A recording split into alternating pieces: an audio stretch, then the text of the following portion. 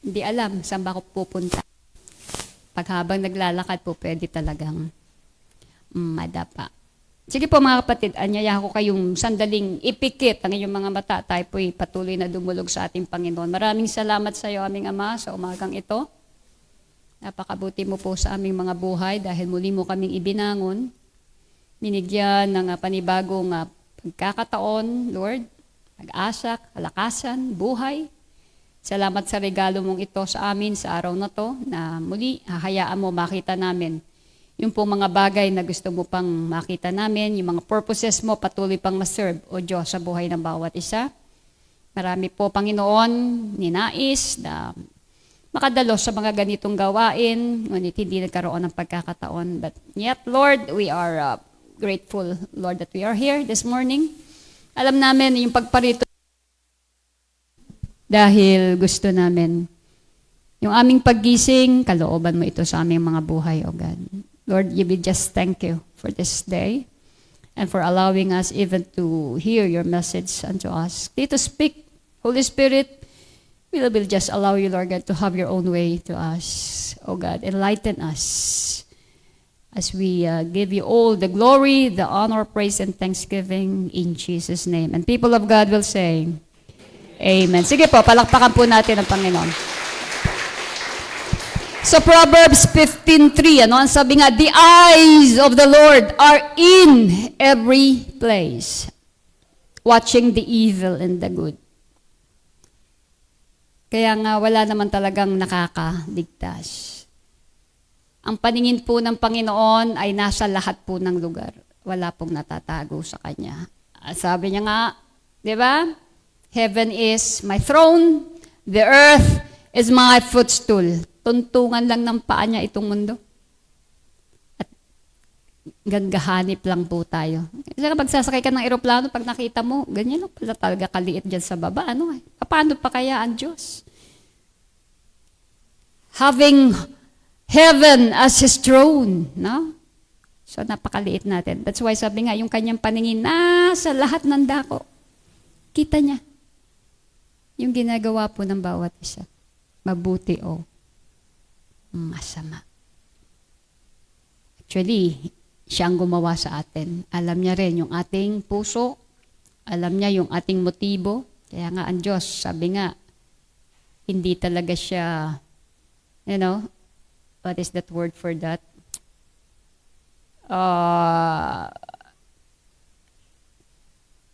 Hindi siya nag-after doon sa mga panlabas lang eh. Dahil yung kanyang paningin, kaya niyang suriin hanggang doon sa pinaka-loob. No?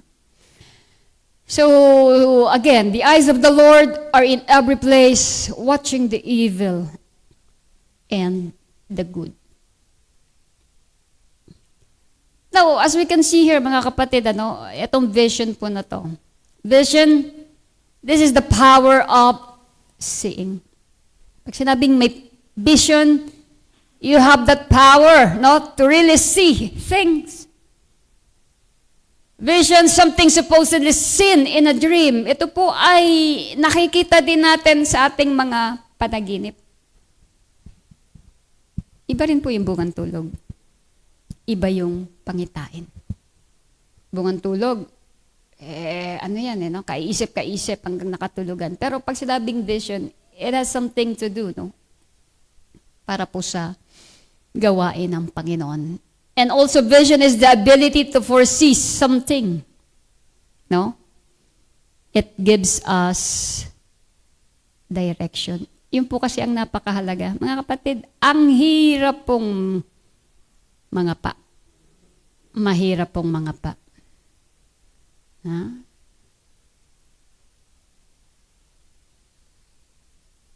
Lalo sabi nga, hindi natin alam kung saan tayo pupunta. Pero ang kagandahan nga lang yan, whenever the Lord gives us that vision, nagkakaroon po tayo ng direction. Dito po sa John chapter 1, verse 42, He brought him to Jesus. And Jesus looked at him and said, You are Simon, the son of John, and you shall be called Cephas. Alam niyo po bakit? Ito po yung si Peter, Dahil nakita niya po kung sino talaga si Jesus. Siya lang yung nakatrace, kung sino talaga si Jesus dito. Sa dinami-dami ng mga apostles, sa dinami-dami ng mga disciples, ng Panginoon. Kaya dito, sabi nga ng Lord sa kanya, "You are Simon the son of John, and you shall be called Cephas," which is translated to Peter. Kung papansinin po natin, nagkaroon ng vision dito si Peter when he approached Jesus. At sabi nga niya, "You are the son of the living God." And the Lord continue, sabi niya nga sa Matthew 13:16, "But blessed are your eyes, because they see, and your ears, because they hear. For truly I say to you that many prophets and righteous men desired to see what you see and did not see it, and to hear what you hear and did not hear it." Mapalad daw po yung mga mata na meron tayo kung ito ay nakakakita.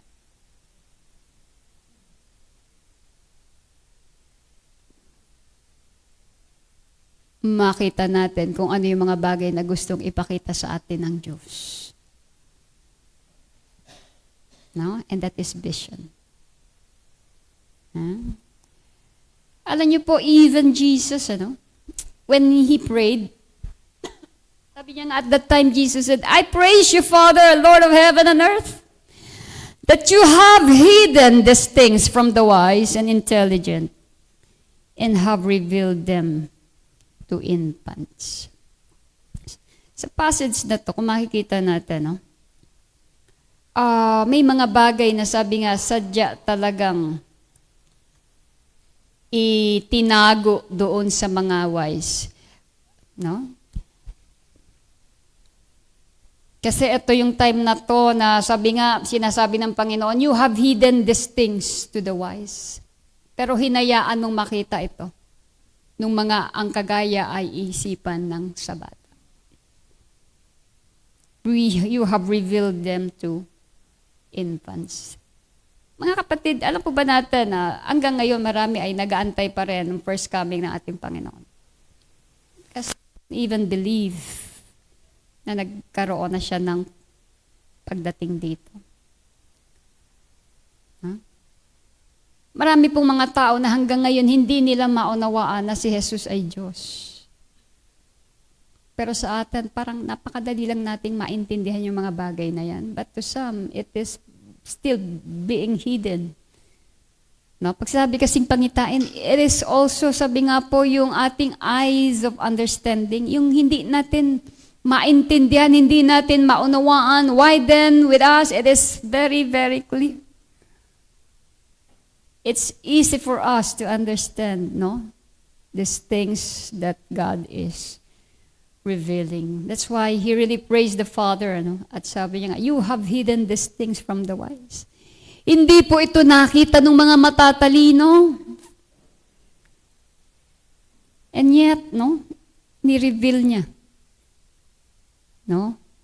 To infants.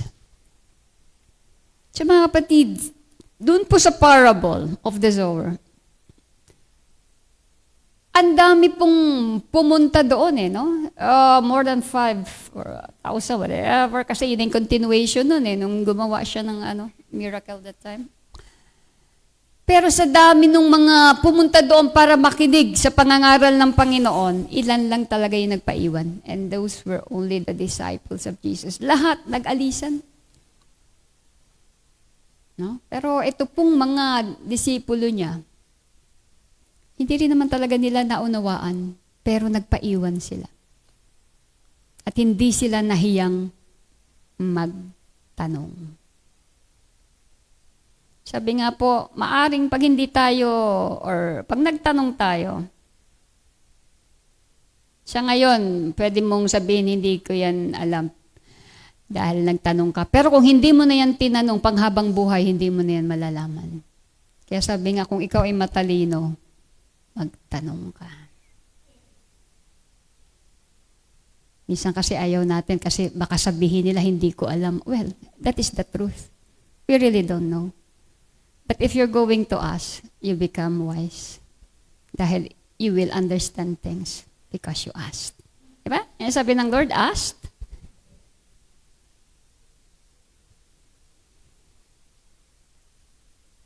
Alam niyo po, nagpaiwan to no? Yung mga disciples. And he was saying, he who has ears to hear, let him hear. As soon as he was alone, his followers, along with the 12, began asking him about the parables. And he was saying to them, to you has been given the mystery of the kingdom of God, but those who are outside get everything in parables, so that while seeing, they may see and not perceive.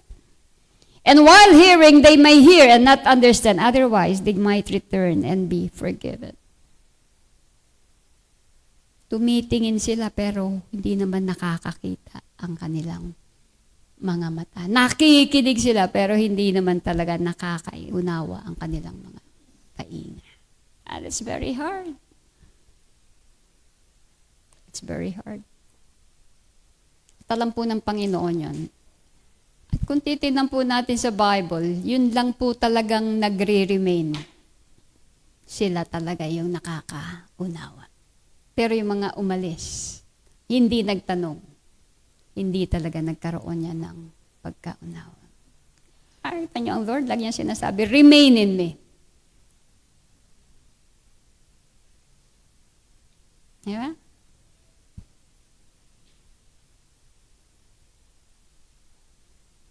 Kaya nga, inaantay lang naman ng Diyos, na sabi nga doon sa mga bagay na hindi natin maintindihan, lumapit tayo sa Kanya. At kagaya ng mga disciples na to, hayaan natin na ipaliwanag niya sa atin. Ano ba itong mga sinasabi niya? Sometimes, even if we are reading the scriptures, so we can really ask God, Lord, please help me understand what I am reading. And God will really allow us to really understand what we are reading. Problema, kaya hindi naman natin talaga malaman, hindi naman talaga tayo interesado. We are not really asking things. Diba? Pero, kumbaga alam niyo po, ang pinakikita dito is really the interest. Interesado ka ba talaga? No? Just like the disciples, they were really so interested to know ano ba itong pinapahayag na to ng ating Panginoon. At yung mga umalis, hindi nila naintindihan yun. And that remained a parable for them.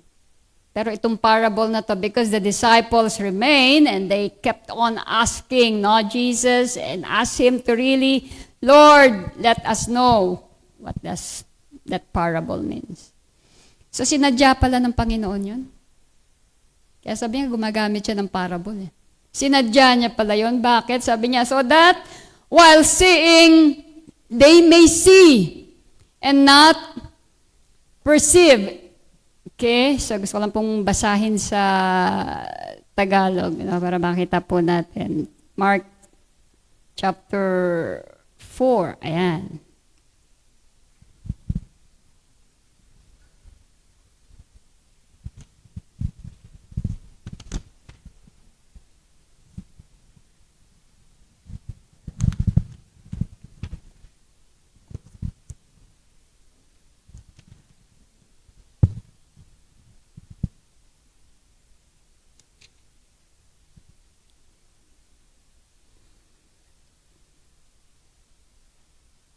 Mark chapter 4, okay. Verses 9 to 12. Sabi niya nga dito,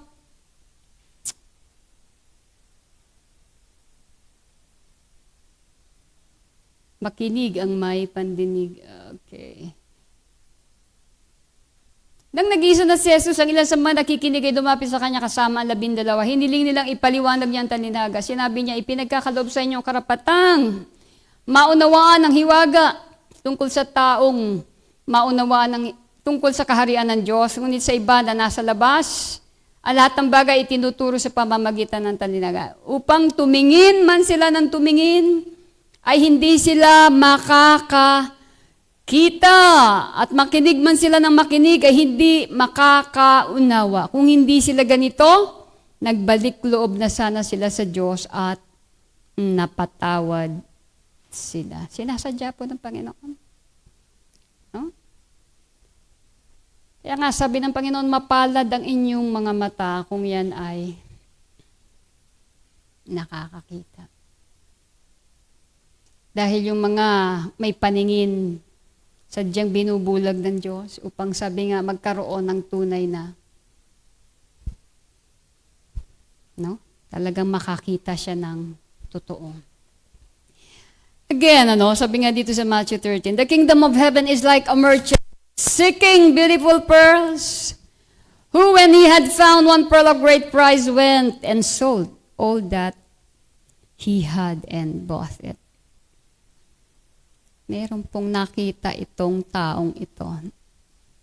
With regards doon sa bukid na yon, sa lupa na yon, at nung nakita niya, nagtaka yung iba, bakit ibinenta niya lahat ng kanyang ari-arian?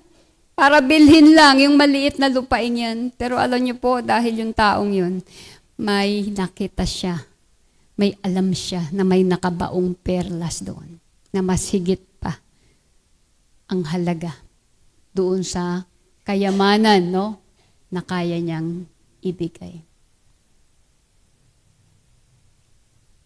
Ito po talaga kuminsan ang problema sa atin, mga kapatid. Kailangan lang talaga makakita yung ating mga mata. Kasi kung hindi natin makikita yung tunay na kayamanan na kung saan ay ibinibigay ng Diyos sa atin, baka maipagpalit natin sa mga bagay na nandito lang sa mundo. At siguro, no, isa sa ating mga kapatid, hiningi niya to sa Panginoon na may makakita siya. Kaya nga siguro naandoon yung desire, no, na talagang maibigay.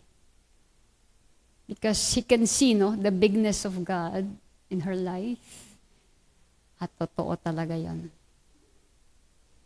Yung tunay na kayamanan ay nagmumula sa Panginoon. Yung bang makita natin na lahat ng bagay, galing pala sa Kanya. Ako pala ay pinagkatiwalaan lang.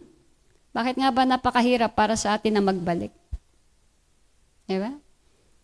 Yung pagbibigay magiging mahirap kung yung pagbabalik hindi pa natin magawa. Halimbawa, di ba? Sabi nga, yung isang bagay na hindi sa atin, hindi natin kayang isoli, paano ka pang magbibigay nung sa tingin mo ay galing sa'yo? Hello? Ano po ba yung tinutukoy ko? Yung atin pong mga ikapo, hindi po yan sa atin. Tama po ba? Hindi po natin actually binibigay yan. Binabalik lang po natin yan. Diba? Ulitin ko po uli yan. Sino po dito sa inyo yung mayroong farm? May taniman? Parang bihira, no? Meron si Ate Au. Saan ba? Sa paso? Anong yung tawag doon sa may-ari ng lupa? Landlord. Siya yung may-ari, no? Hindi ko sinabi yung nagtatanim. Siya yung pinaka-landlord, no? Tama po ba? Sige, kwentuhan muna tayo. Now, ano po ang tawag doon sa mga nagtatrabaho doon sa kanyang lupain? Tenant. Okay. Hindi ko naman alam, Atiaw, ngayon kung magkano ang hatian sa lupa. Ilan po? Na kanino ang 40?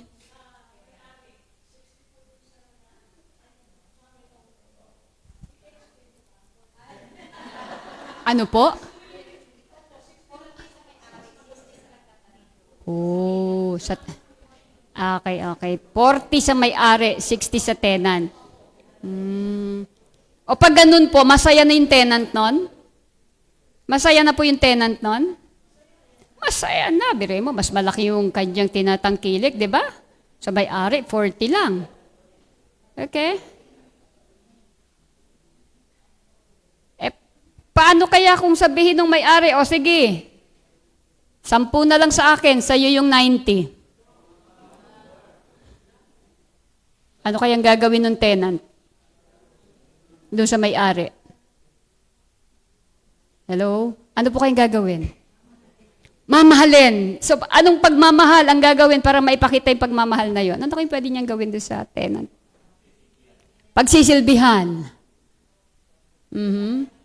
Ano po? Gagalingan niya talaga yung pag-aasikaso doon sa pinagkatiwala. Tama po ba? Palagay ko talagang mapapagkatiwalaan ng husto to. At yung 10,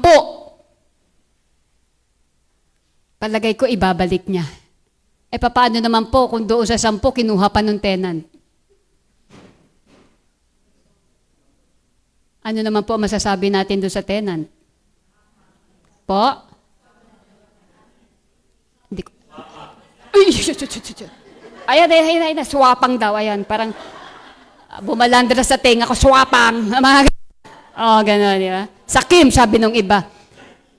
Ano kaya mararamdaman nung tenant, ng landlord, doon sa tenant pa gano'n. Pero mo, ginawa niya na ngang 90 na yung lahat. 10 na lang. Ano kaya mararamdaman? Paalisin na, pwede? Papaalisin kaya? Wala nang itinira Papaalisin? Paano pa kung hindi aalis yun? Wala na siyang kinamkam niya na lahat Diba? So, karapatan ba ng landlord na paalisin yon? Kakalungkot naman ang istoryang yan.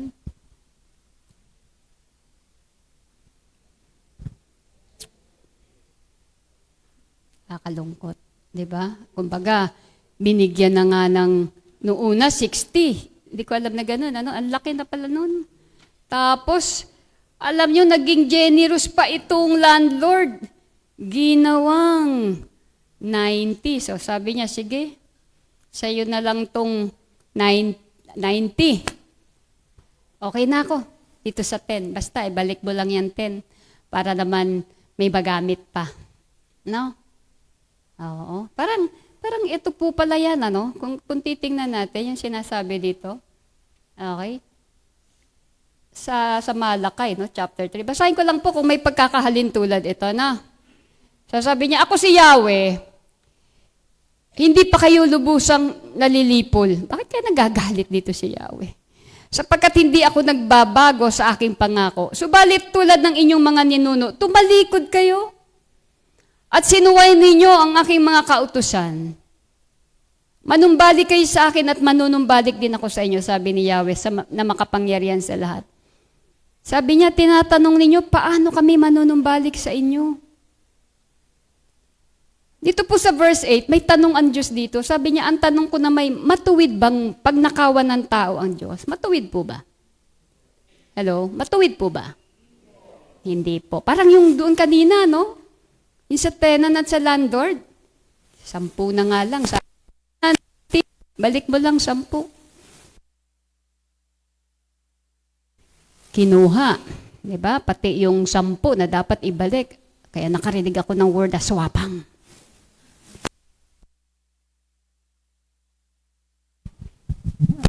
Praise God. Bakit pinapatay-patay? Ibalik mo yung aking sound. Huwag mo nakawin, So, ayan. Sasabihin nga, ang tanong ko na matuwid bang ng tao ang Diyos? Hindi po. Hello, ayun. Ulitin ko po ulit. Sagutin po natin. Ang tanong naman daw ng Diyos, matuwid bang pagnakawan ng tao ang Diyos? Hindi. Ngunit ang sabi dito niya, ngunit pinagnanakawan ninyo ako, sa paanong paraan?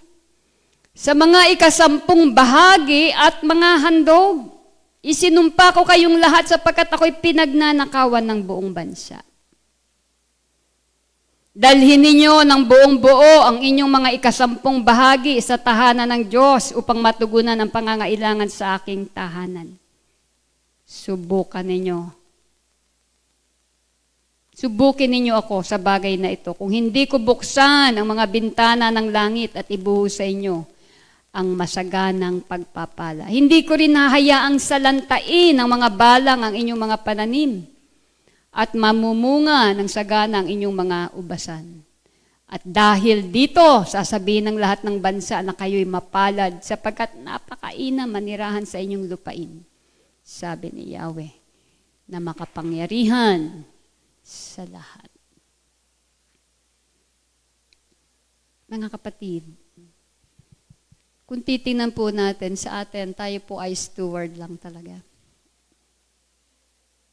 Yung buhay natin, napakalaking blessing na yan. Sabi ko nga, noong time po na nagka-COVID, Diyos ko, doon mo marirealize. Kung ang hangin pala na nilalanghap ng tao, babayaran mo, mamumulubi ka.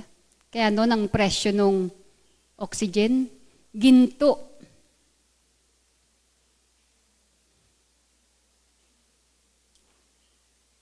Pero mga kapatid, andito pa tayo eh. Nalampasan natin yung COVID time na yon. Hindi tayo napasama doon sa mga sisinghap-singhap at nawala ng hininga. Dahil ipinrovide pa rin ng Lord na hindi nanggaling doon sa oxygen. Na dapat binayaran na natin ang napakamamahal. Kaya bisa nakakalungkot po. Yung iba wala pa rin dito.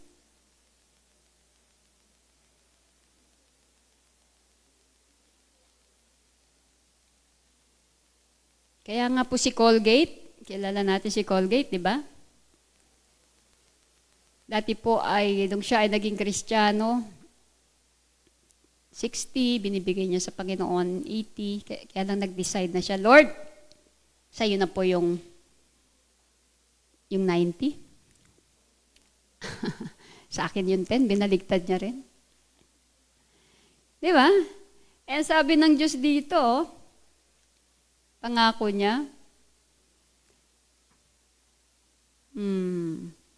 dahil dito sasabihin ng lahat ng bansa na kayo mapalad sapagkat napakainam manirahan. Hindi ko nahayaang salantain ng mga balang. Nagkakaroon po ng tinatawag na protection. No?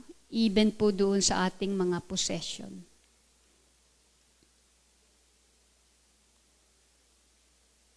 So, kumbaga kung makikita natin dito, 10% lang.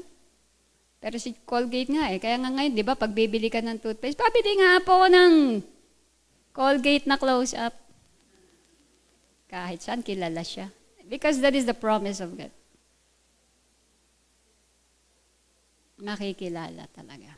At sasabihin pinagpala.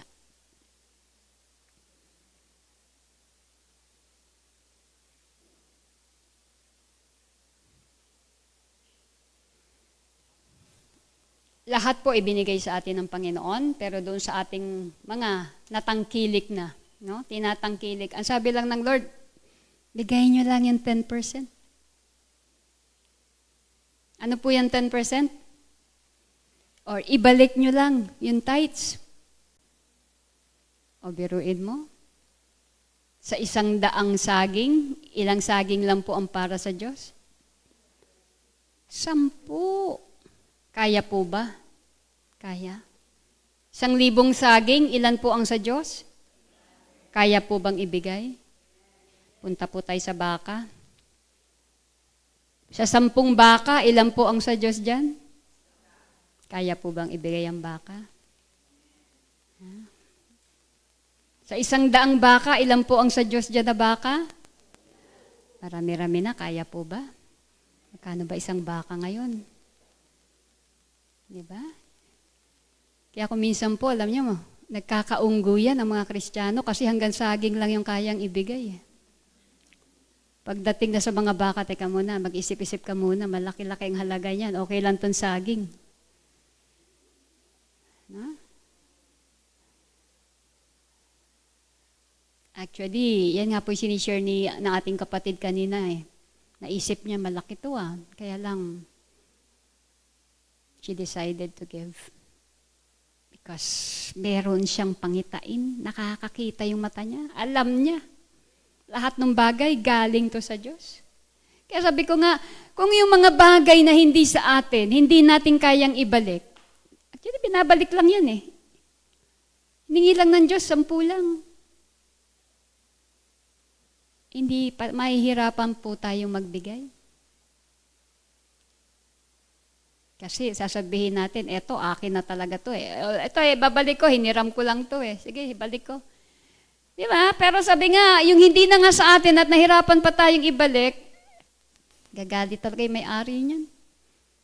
Kaya kanina yung basher, nakarinig ako, swapang, sakim, ipakulong yan, palayasin yan. Kaya pala ang Lord, galit na galit din dito. Huh? Minsan yung mga Kristiyano, para nga daw mga Hapon. Di po ba? Sorry po, baka marinig tayo. May mga Japanese po ba dito? Baka sakang lang, pero hindi naman Hapon. Di po ba? Why then? Because, really, they always say, I rob you, Lord. Di ba? They keep on robbing God. Yeah?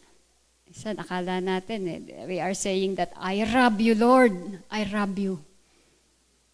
Sa halip na I love you, no? So, yun naman ang sinasabi ng Panginoon sa atin. Matuwid ba? Ang sabi po natin ay hindi. Na kung maisip po natin mga kapatid, sabi nga, ano bang bagay na meron tayo na hindi galing sa Diyos? Buhay na lang. Kung tayo po ay gusto ng kundi ng Diyos, hindi na tayo makakapagtrabaho. Kung hindi na tayo ginising ngayong umaga, ano pa yung trabaho na yun? Kahit ba napakalaki pa ng sahod mo dyan, kung kukunin ka na ngayon, anong mangyayari? And yet, our life is the greatest gift that God has given us every day. Yung lakas na yan, kung hindi ka biniyayaan ng Diyos ng lakas, that's why yun po sabi niya dun sa Deuteronomy, chapter 18. It is not on the power of your strength that you produce wealth. It is on the power of God. Kaya ka nakakapag-produce ng ganyang wealth. Hindi yan dahil sa galing mo. Hindi yan dahil sa lakas mo. Dahil kung ikaw, sa ngayon, kukunin ka na, kahit gaano ka pa kagaling, hindi mo na magagamit yan. And yet, God has been so good to us. That what He is only asking is that 10%. Para saan daw po yan? So that there will be no need in my temple. Para hindi daw po mawalan ng pangangailangan doon sa kanyang templo. Kailangan po ba ng Diyos ng pera? Hindi. Napakayaman na ng Diyos. Ang tanong ko, kailangan po ba ng ministry niya ng pera dito sa mundo? Amen. Yan po sinasabi ng Lord. Huwag mong kunin niyang ikasampo dahil kinakailangan ko yan para sa ministeryo ko dito sa lupa. And the Lord really loved so much His church that He even died for the church. Ganon po kahalaga sa Diyos yung kanyang iglesia. Magpatuloy yung ministeryo ng kanyang iglesia. At ang gagamitin niya po yung mga ikapo at handog na yan para sabi nga, mawala ng pangangailangan para sa kanyang gawain.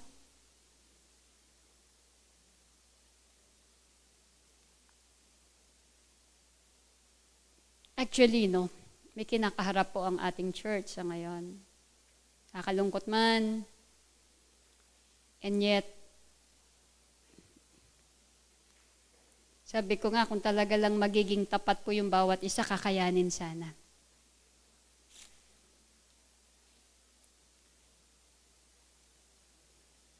But then the moment we step out of this place, maaari po siguro kasi hindi natugunan ang pangangailangan ng templo. At bakit hindi siya natugunan? Maaring hindi rin po tayo naging tapat sa pagbabalik sa Panginoon ng ating ika-10 bahagi. Pero kung ako pong tatanungin ninyo, kaya sana. Kaya sana Kaya lang, meron po kasing reward Meron din namang parang consequence. Maingatan po ng Panginoon lahat ng ating mga tinatangkilik. As He promised, subukin ninyo ako. Kung di ko buksan yung durungawan ng langit, and I will, palayasin niya po yung mga pest. mga salot, no, sa mga pananim sa ating mga kabuhayan. Kaya kung minsan, alam niyo po, isa rin ito, no, sa nagiging dahilan. Bakit? Sabi ko nga kanina, ang laging problema, pinansyal.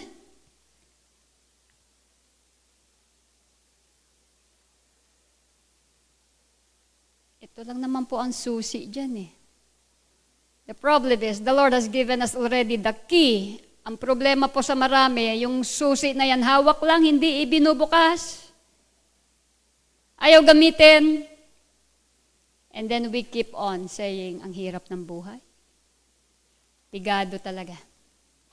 Grabe talaga. Why? Because God has already given us the key towards that blessing, and yet we don't want to use that.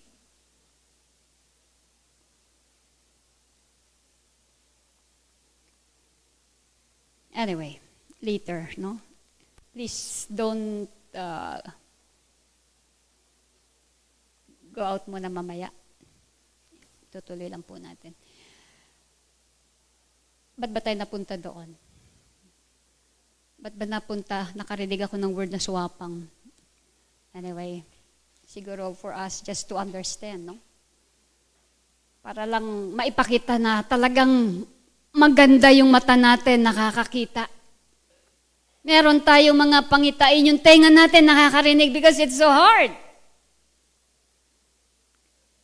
Kapag may mata tayo pero hindi naman nakakakita, what's the use of having an eyes without then using that for seeing?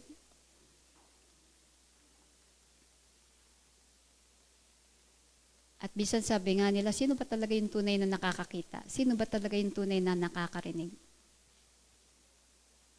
Mas mahirap daw pong, kumbaga, gisingin yung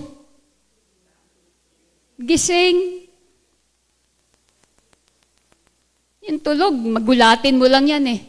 Balikwas yan eh. Pero pag gising yan at nagtutulog-tulugan, nako, kahit tapakan mo yung kamay niyan, titiisin niya. Kasabihin niya, gising ako. Ha?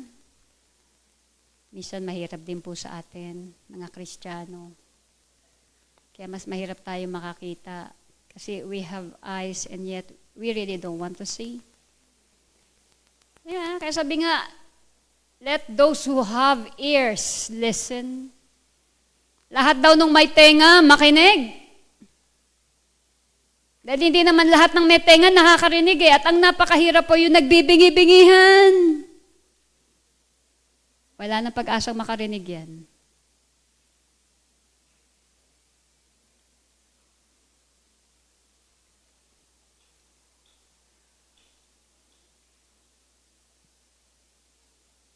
The eye is the lamp of the body. So then if your eye is clear, your whole body will be full of light. But if your eye is bad, your whole body will be full of darkness. If then the light that is in you is darkness, how great is the darkness? Yung mata daw po ang pinakalampara ng katawan.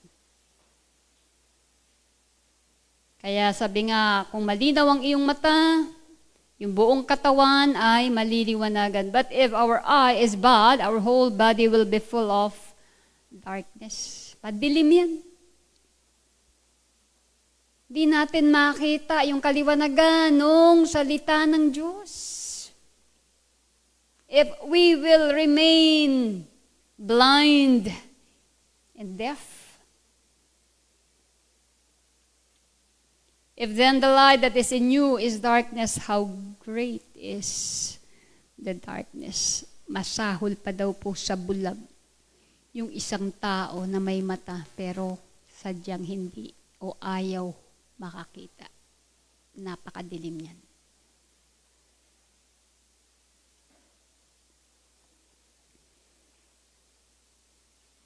So sabi nga po, no, sa bawat isa or even as a Christian, yung pong sinasabing traits, no, and character, we must have a clear vision.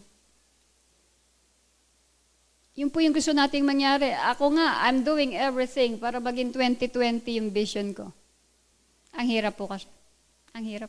Sagabal talaga yan pag malabo yung mata. Ang daming maapektuhan talaga eh. Na? So yun nga, the eye is the lamp of the body, again. So then, if your eye is clear, your whole body will be full of light. Sabi nga po, clear vision causes us to run with purpose. Pag malinaw talaga yung mata, it causes us to run with purpose. Kaya sabi nga, para kanino ka bumabangon? Sa bawat araw, mga kapatid, no? Ano ba talaga yung nagmo-motivate sa atin para bumangon? Para kanino ba talaga tayo bumabangon? Bakit kakailanganin kang bumangon? Talagay ko po may mga dahilan. Ang bawat isa kung bakit tayo bumabangon. Yung iba may anak. Kaya kahit na mabigat yung pakiramdam, kailangan kong bumangon. Kailangan ng anak ko. Mapakain ko to. Sa asawa, no? Sa negosyo. Well, we have our own reason why then. Kung ikaw naman ay para sa church, we really need to. Much more. So there is always a reason, no? Why then we wake up. What's really motivating us? So, alam niyo po, sabi nga, no, yung vision, it involves two things. We must be able to see what God can do and God wants to do. Ito po yun, napakahalaga nito. Dapat daw po malaman natin ano yung pwedeng gawin ng Diyos at ano talaga yung gusto niyang gawin. Kaya niya at gusto niya. Because God is not only willing, He should be willing and He is able. Diba? So, sabi nga po, our purpose is to know that what we believe is aligned, no, to what God wants us to do and how it is to be done. And yet, sabi nga po, no, our greatest enemy is not the devil, it is not the world, neither anyone else, but it is ourselves. Hindi na talaga natin kalaban ng kung sino pa man eh. Even the devil. Kaya minsan di ba? Lagi nating sinisisi. Ito kasing si Taning eh. Kaya ako naghihirap. No, minsan sabi nung demonyo, ano ka dyan? Ano nga akong ginagawa sa iyo eh. Nisisi mo pa rin ako. Ikaw na yan eh. Diba? Nasobrahan na tayo ng paninisi. Pero actually sabi nga, neither anyone else, but it is ourselves. That's why, sabi nga po ng Panginoon, if anyone wishes to come after me, he must deny himself and take up his cross daily. Yun talaga eh. Kapag sabi nga sa bawat isa po sa atin dito, talagang ninais natin na sumunod sa Panginoon at nandito na tayo. Well, the first and foremost, na hinihingi ng Panginoon sa atin is to really deny ourselves, Kalimutan mo na yung pansarili. Take up His cross daily and follow Him. Okay? So, yun po mga kapatid. Kaya sabi nga po, napakahalaga. Sa bawat isa sa atin dito, we have that vision. We know even the vision and mission of our church. And it is very, very important to see and to know that our eyes, it really see. That our ears, it really hear. So that's the purpose of having an eye. Para magamit po na tayo ay makakita. Amen po ba? So again, sabi nga, hindi nga pala without a vision, sabi po dito, the people perish. So kung wala daw pong pangitain, talagang, sabi dito, the people perish. So Proverbs 29:18. Without a vision, the people perish. Where there is no vision, the people are unrestrained, but happy is he who keeps the law. Praise God. Sige po, tayo po lahat ay pumikit. Tayo po ay manalangin.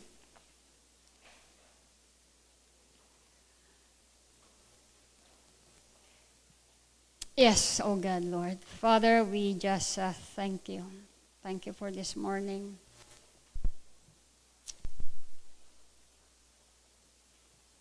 Thank you for giving us eyes, O Lord God. Sa ngayon, Panginoon, dumadalangin kami. Hayaan mo na ang pair of eyes na ito na meron kami. May silbi ito, Panginoon. Hindi lamang niya makita yung mga bagay dito sa mundo, but higit sa lahat, makita niya yung mga bagay na gusto mong ipagawa. Magawa namin ito, O Diyos. It's all because of the vision that you keep on giving us, Lord God, as a church. And even our ears, O God. Allow our ears to hear you. Speaking to us, even right this morning, right at this moment, as you give us your word. Nawa, Panginoon, napakinggan namin ito at nakinig kami. Nakita namin, Panginoon, ang bagay na yan na ninanais mong gawin, especially for your church. The mission of this church that will help us, Lord God, fulfill our vision. Continue, Lord God, advance your gospel, your kingdom, proclaiming it, O God. Panginoon, sa iyo po namin ito itinataas, itinatalaga sa oras na po. Tulungan mo po ang bawat isa.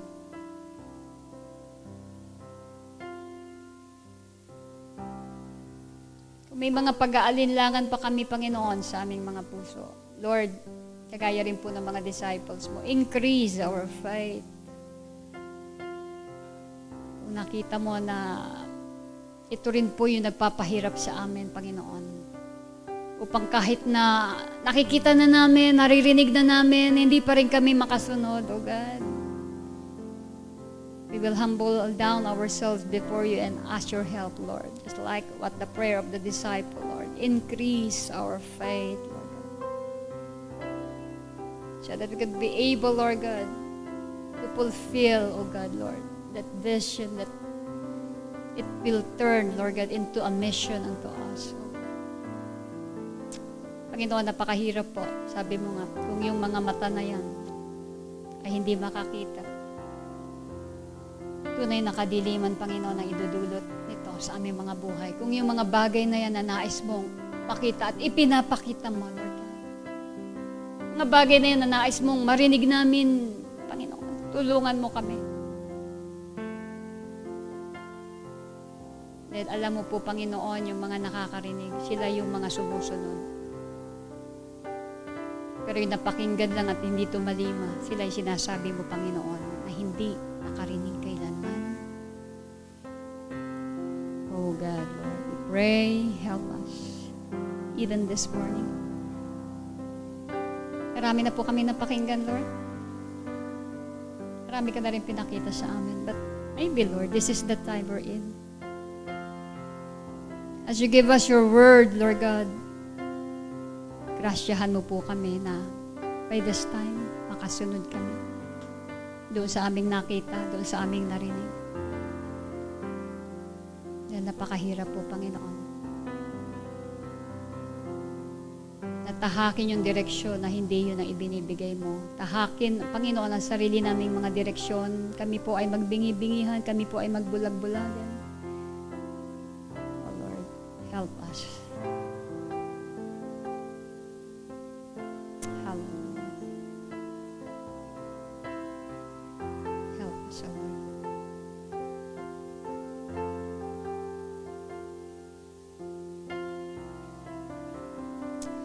Jesus.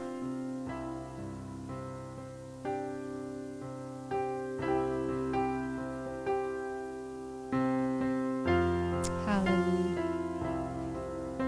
Mga kapatid, sa tingin po natin, ito yung oras, no? Na sa panawagan ng Panginoon, we are already ready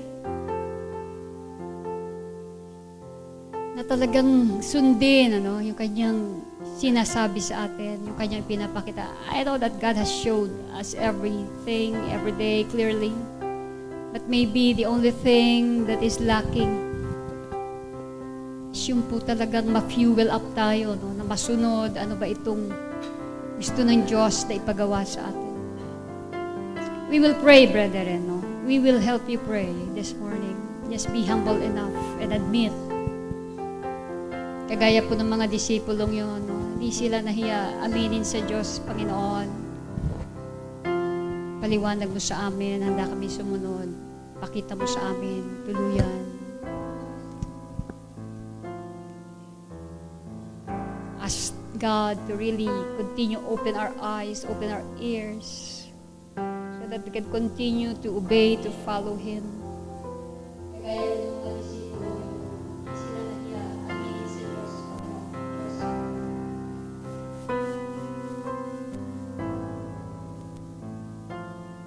Hallelujah. Thank you, Jesus. Tayo po lahat ay tumayo, mga kapatid.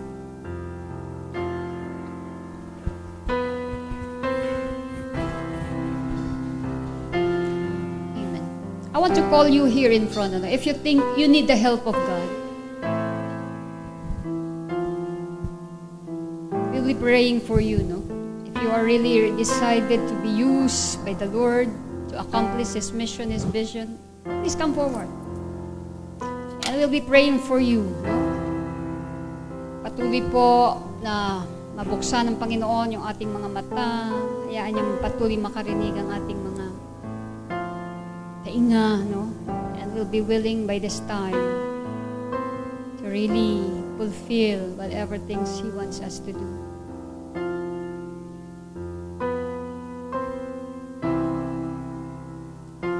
Sa tingin po natin, we need God, no? To really strengthen us, to really refuel us with the power of His Holy Spirit. We will be praying, no? Just come forward, brother. I know the Lord has really speak to us this morning. It's between you and the Lord. Just come forward. Alam ko po na may mensahe ang Diyos sa bawat isa sa atin. If you really need the help of God, and you are willing already to really follow and obey what He is saying, sa mga dagdaan po ay hindi natin lubos itong naintindihan, naunawaan, ngunit sa mga oras na to, pinaunawa sa atin ng Panginoon. And you really want to obey Him faithfully. Maybe this is the time we're in, ano? As the Lord speak to you, direct in your heart, just come forward. Let's ask the Lord to really strengthen us, help us fulfill it in our lives. Just come forward, brethren. May naging mensahe ang Diyos sa atin sa oras na if He really given His word to you right now through His message, and He wants you to do something. Sa mga nagdaan, nagkakaroon ka pa ng tanong, pag-aalinlangan, and yet right now, He made it clear with you